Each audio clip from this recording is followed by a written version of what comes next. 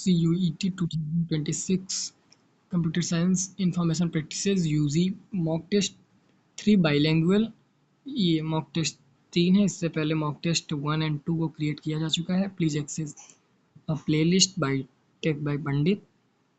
And today's topic जो हम इस वीडियो में कवर करेंगे और digital electronics architecture, operating system, data structure and fundamentals, जो कि मोस्ट इंपॉर्टेंट होते हैं। तो मॉक टेस्ट से हम अपने प्रैक्टिसेस को अच्छे से कर सकते हैं।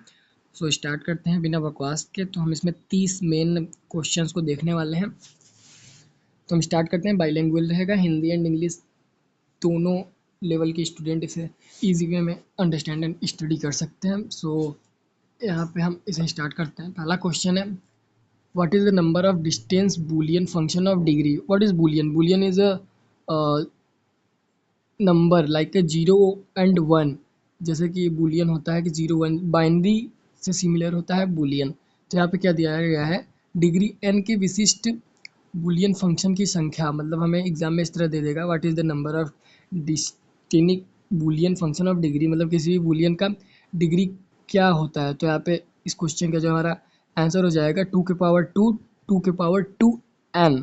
सो इस क्वेश्चन का आंसर ये होगा हमारा। एंड नेक्स्ट क्वेश्चन देखते हैं। क्वेश्चन नंबर 2 यहाँ पे दिया गया है, एन डिग्री वाले बूलियन फंक्शन की कुल संख्या 2 के पावर 2 2 के पावर 2n होती है। एंड नेक्स्ट क्वेश्चन है, which logic gate output 1 only when both input are 1। मतलब कौन सा लॉजिक गेट है केवल तभी 1 आउटपुट देगा जब दोनों इनपुट 1 होंगे। तो यहाँ पे सबसे पहले हम एंड गेट का टेबल को क्रिएट कर लेते हैं कि एंड गेट का टेबल कैसे होता है। तो एंड मतलब हमारा होता है कि मल्टीप्लिकेशन, एंड जब और आता है तो प्लस होता है। तो एंड का टेबल इस तरह होता है। हम यहाँ पे एंड के टेबल को क्रिएट कर लेते हैं। ये 0 0 0 1 1 0 एंड 1 1। एंड जो इसका मैंने यहाँ पे just minute I am creating फिर से।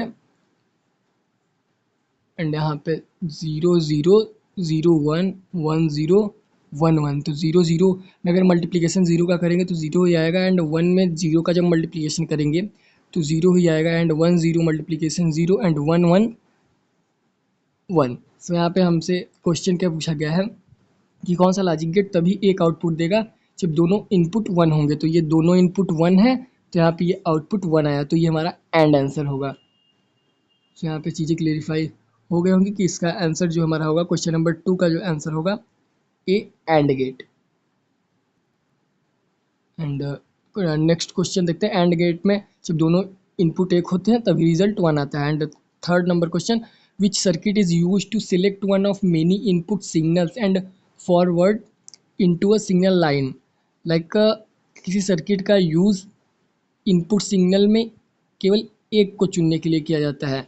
मतलब कि किसी सर्किट का उपयोग कई इनपुट सिग्नलों में से केवल एक, इस तरह से यहाँ पे मल्टीप्लेक्सर का हम इमेज क्रिएट कर सकते हैं। लाइक ये हमारा कोई एक ऑब्जेक्ट है एंड ये इनपुट दिया गया, ये इनपुट दिया गया, ये इनपुट यहाँ पे दिया गया, ये इनपुट दिया गया, बट इन सब को मिला के हमें केवल एक आउटपुट जनरेट किया गया, तो ये हमारा मल्टीप्लेक्सर होगा। तो यहाँ पे जो इस क्वेश्चन का राइट आंसर होगा question number answer number B. Industry की बात करें कि इसे हिंदी में लिखा है, मल्टीप्लेक्सर बहुत सारे इनपुट को किसी एक को चुनकर आगे भेजता है। मतलब बहुत सारे इनपुट होंगे, उनको चुन के हम आउटपुट निकाल सकते हैं। Question number 4, how many mini terms are possible of 3 variable Boolean expression. मतलब कि 3 वेरिएबल बूलियन एक्सप्रेशन के लिए कितने मिनिमल्स संभव होंगे। तो जब भी इस टाइप से क्वेश्चन अगर हमें यहाँ पे 3 वेरिएबल लिखा है तो हमें 2 के पावर 3 कर देना है। लाइक हम यहाँ पे इस तरह से कर सकते हैं, 2 के पावर में 3, तो इसका मतलब सभी जानते हैं 2 इंटू 2 इंटू 2 इंटू 2, 2 दूनी 4 गुना 8। तो यहाँ पे ये 8 हो जाएगा। सो अगर यहाँ पे जो 3 लिखा है वो अगर 4 लिखा होता तो हम यहाँ पे कर देते 2 के पावर 4 एंड आंसर 2 के पावर 2 2 2, 2 दूनी 4 दूना 8 दूना 16। सो जो इसका यहाँ पे क्वेश्चन नंबर 4 का आंसर है सी। इसको देखते हैं question number next 5, which memory type is faster and used in cash. मतलब कौन सी मेमोरी जो होती है जो सबसे फास्ट होती है, वो कौन सी मेमोरी होती है, तो जिसका उपयोग कैश में किया जाता है तो वो एस रैम होगा। अब एस रैम का पूरा नाम होता है स्टैटिक रैंडम एक्सेस मेमोरी, जो कि रीड एंड राइट दोनों कर सकती है। एस रैम जो होता है वो हमारा रैम का भाग होता है। अब रैम के टू टाइप होते हैं, S RAM, D RAM. S RAM का पूरा नाम static random access memory, D RAM का पूरा नाम dynamic access random access memory. And यहाँ पे एस रैम तेज होती है, इसे कैश मेमोरी में बनाने के लिए इस्तेमाल किया जाए। जब भी हम कैश मेमोरी को बनाएंगे तो हम कैश मेमोरी का यूज़ हम एस रैम में करेंगे। एंड डी एम ए का पूरा नाम क्या होता है, तो ये important question, D M A stand for direct memory access, मतलब किसी भी मेमोरी को डायरेक्टली एक्सेस करने के लिए हम डी एम ए का यूज़ करते हैं। सो क्वेश्चन नंबर 6 का आंसर होगा ए। डीएमए डिवाइस सीपीयू के बिना सीधे मेमोरी को एक्सेस करने की अनुमति देती है, मतलब यहाँ पे हमें सीपीयू की जरूरत नहीं होती, डायरेक्ट हम अपने मेमोरी के एक्सेस कर सकते हैं डीएमए से। अब question number 7, the bottleneck issue is associated with which architecture, मतलब बॉटलनेक समस्या किस आर्किटेक्चर में होती है, जो बॉटलनेक प्रॉब्लम होता है वो किस आर्किटेक्चर में होता है, तो ये हमारे वेन न्यूमैन आर्किटेक्चर में होता है। ये एक एल्गोरिथम है, बट एल्गोरिथम यहाँ पे नहीं पूछा जाता, ऑब्जेक्टिव क्वेश्चन में केवल पूछा जाता है कि बॉटलनेक्स प्रॉब्लम कौन से आर्किटेक्चर में होता है, तो ये हमारे वेन न्यूमैन आर्किटेक्चर में होता है। यहाँ पे वेन न्यूमैन डाटा इंस्ट्रक्शन एक ही रास्ते में जाते हैं, जिससे ट्रैफिक बॉटलनेक हो जाता है। मतलब वेन न्यूमैन में जो हमारा डिवाइस होगा कुछ इस तरह से होगा, ये हमारी मेमोरी होगी, एंड यहाँ पे जो डाटा होगा एक ही रास्ते में मल्टीपल डाटा होंगे, तो यहाँ पे जो हमारा प्रॉब्लम होगा बॉटल नेक प्रॉब्लम होगा। Question number 8, which is the correct order of memory hierarchy, मतलब मेमोरी हायरार्की, मेमोरी किस तरह से इन्वेंशन हुआ। लाइक सबसे पहले आईफोन आया, आईफोन 2 आया, आईफोन 3 आया, आईफोन 4, इस तरह से मेमोरी में भी एक ऑर्डर होता है कि कौन सी मेमोरी कितनी तेज़ होती है, कितनी धीरे होती है। तो यहाँ पे सबसे पहले जो सबसे तेज़ मेमोरी है वो रजिस्टर है, फिर उसके बाद कैश है, फिर रैम है, एंड फिर हार्ड डिस्क है। So question number 8 right answer A. And register CPU के अंदर होते हैं, इसीलिए वो सबसे तेज होते हैं, मतलब सीपीयू के अंदर जो होगा सबसे तेज होगा। Question number 9, call of fork is a made call of fork is a made 3 time in a program, how many child progress will be created, मतलब एक प्रोग्राम में फ्रोक को 3 बार कॉल किया जाता है तो कितने चाइल्ड प्रोसेस बनेंगे। तो जब भी हम किसी भी अपने प्रोग्राम में फ्रोक को कॉल करते हैं तो उसके जो मेन चाइल्ड होंगे 7 होंगे, एंड इसका फॉर्मूला यहाँ पे मेंशन किया गया है, नीचे हम देख सकते हैं।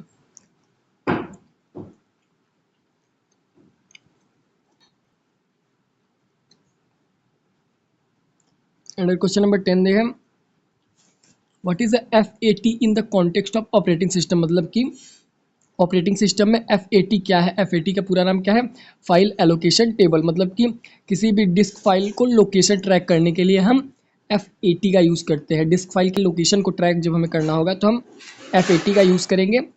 And what is a process, process is execution. जब भी हमें पूछा जाए कि प्रोसेस क्या होता है, तो प्रोसेस हमारा एक एग्जीक्यूशन होता है जो प्रोग्राम को एग्जीक्यूट करने के लिए बनाया जाता है। जब हम किसी प्रोग्राम को एग्जीक्यूट करेंगे तो हमारा वो एक प्रोसेस होगा।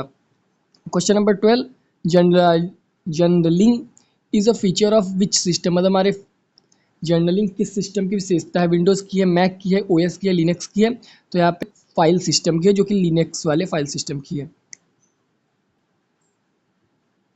एंड जो हमारा जर्नलिंग का मेन वर्क क्या होता है, हमारे फाइल को करप्ट होने से रोकती है, मतलब जब भी हमारी फाइल हैक या फिर गलत तरीके से हो जाती है तो उसे रोकने के लिए हम जर्नलिंग का यूज़ करते हैं। Question number 13, in which traversal of binary search tree BST do we get element in ascending order, मतलब बाइनरी सर्च ट्री में ट्रैवर्सल में हम बढ़ते क्रम में तत्व को जब मिलाते हैं तो उसे क्या कहते हैं, मतलब जब हम हमारा जो ट्रैवर्सिंग में इस तरह से आगे बढ़ता जाएगा हमारा कोई भी क्रम, तो उसे क्या कहेंगे, हम उसे इन ऑर्डर कहेंगे।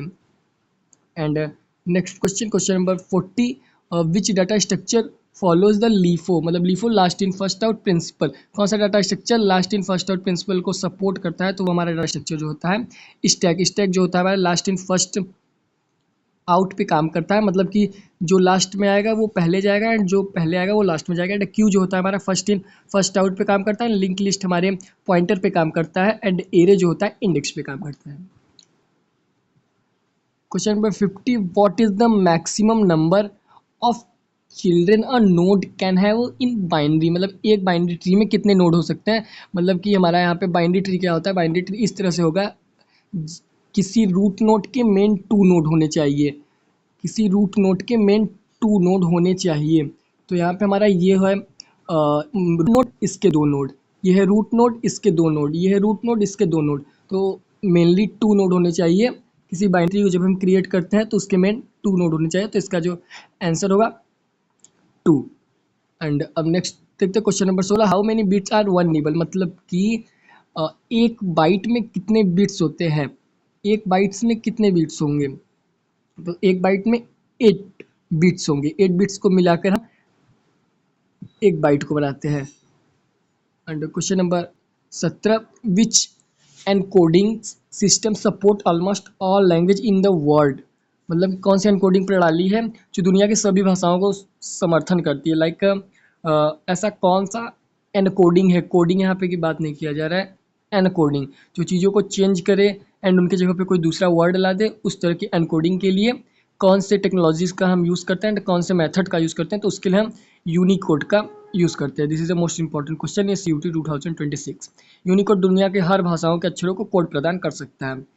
And terabyte TB is equal to, terabyte क्या होता है, तो सबसे पहले ये समझ लेते हैं कि जैसे 1 MB को कहते हैं मेगाबाइट, एंड जब हम 1000 MB को मिलाते हैं तो बनता है 1 GB, एंड जब 1 GB को हम गीगाबाइट कहते हैं। तो यहाँ पे दिया गया है 1 TB, मतलब 1 TB को हम क्या बोलते हैं, 1024 GB बोलते हैं। जब भी 1 TB आएगा तो हमसे 1024 GB भी बोल सकते हैं। तो यहाँ पे क्वेश्चन नंबर 18 का जो आंसर 18, 1024 GB मिलकर 1 TB बनाता है। And which data type is the best suited to store a single character like A, मतलब कौन सा ऐसा डाटा टाइप है जो केवल एक कैरेक्टर को स्टोर करने के लिए यूज़ किया जाता है। तो कैरेक्टर, कैरेक्टर क्या होता है, लाइक अ नेम, ABCD, इस टाइप के जो हमारे डाटा होंगे उन्हें स्टोर करने के लिए पाइथन में हम कैरेक्टर का यूज़ करते हैं, बट पाइथन हमारे कैरेक्टर नहीं होता, वहाँ पे स्ट्रिंग होता है। एंड क्वेश्चन नंबर 20 की बात करें तो आस्की कोड, अब आस्की वैल्यू है अपर केस ए, आस्की वैल्यू में अपर केस ए का मान क्या होता है, तो वहाँ पर अपर केस 65 का मान होता है। मतलब अगर A 65 है तो B 66 होगा एंड C 67 होगा। इस तरह से हमारा अपर केस यहाँ पे 50 होगा एंड लोअर केस के लिए ये सीक्वेंस अलग होगा, उसको आप देख सकते हैं। And question number 21, which of this is a non primitive data type, इनमें से कौन सा नॉन प्रिमिटिव डाटा टाइप है। तो एरे जो है हमारा नॉन प्रिमिटिव डाटा टाइप है, बट इंट फ्लोट कैर जो है हमारा प्रिमिटिव डाटा टाइप है। सो यहाँ पे 21 का जो आंसर होगा ए होगा। एरे प्रिमिटिव डाटा टाइप से मिलकर बना एक स्ट्रक्चर है, बिल्कुल। अब हम बात करते हैं 22, a boolean data type can store, मतलब बूलियन हमारा क्या स्टोर करता है, तो बूलियन जो हमारा होता है वो केवल 1 एंड 0 को स्टोर करता है, लाइक ट्रू एंड फॉल्स। 1 का मतलब है ट्रू, 0 का मतलब है false.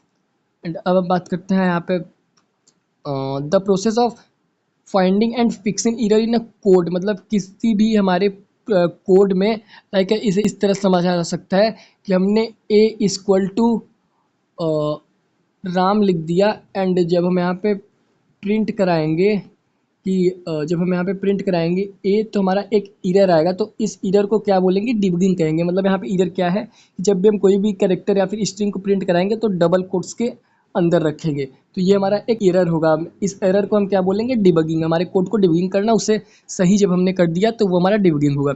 And question number 24, which protocol is use for transferring files between computer, मतलब दो कंप्यूटर के बीच में फाइल को सेंड करने के लिए किसका यूज़ किया जाएगा। ये हमारे एक कंप्यूटर, दो कंप्यूटर, इनके बीच में एक फाइल इसने सेंड किया, इनके बीच में एक फाइल इसने सेंड किया, तो ये जो फाइल सेंड किया गया इसके लिए किसका यूज़ किया गया, FTP का यूज़ किया गया। FTP का पूरा नाम क्या होता है, file transfer protocol, file transfer protocol.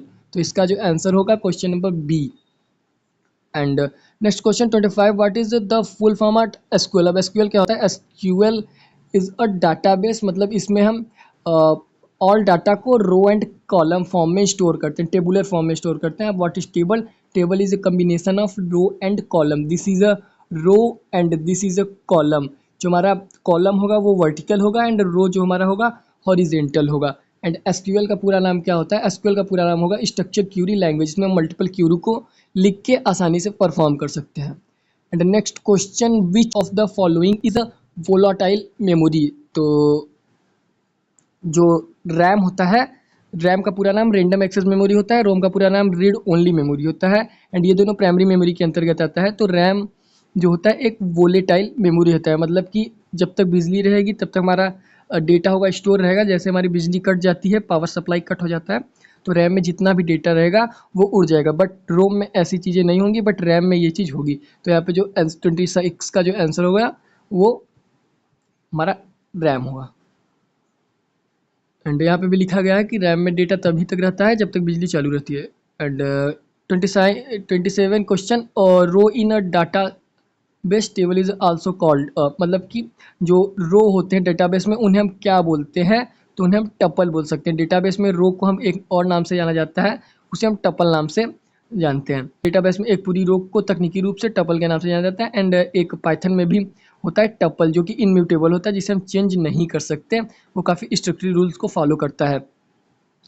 And हम यहाँ पे बात करते हैं, हमारा कौन सा क्वेश्चन था